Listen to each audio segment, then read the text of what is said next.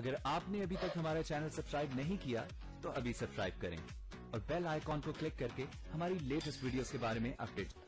अस्सलाम वालेकुम, हमारे चैनल में खुश आमदीद। शहीर को मायरा अच्छी लगने लग जाती है और वो कहता है कि मायरा मेरी ज़िंदगी के लिए गलत फ़ैसला नहीं बल्कि सही फ़ैसला थी।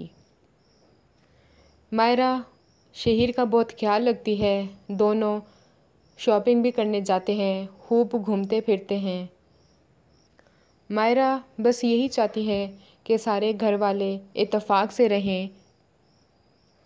पहले शक में होती है कि सारे घर वाले गलत हैं, मगर जब आहिस्ता आहिस्ता उसको सारी हकीकत का पता चलता है तो सब कुछ ठीक करने की कोशिश करती है।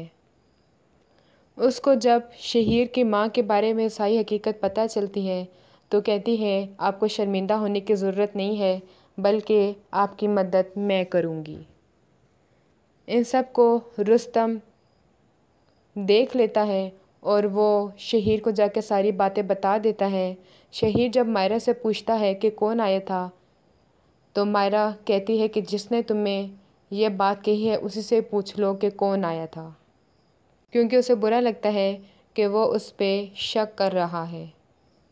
मायरा शहीर से उसके स्टेप फादर के बारे में पूछती है तो वो कहता है कि तुम कुछ नहीं जानती, तुमने तो उनको देखा भी नहीं है। तो मायरा कहती है मैंने उन्हें देख भी लिया है और उनसे मिल भी लिया है। यह बात सुनते ही शहीर हैरान हो जाता है।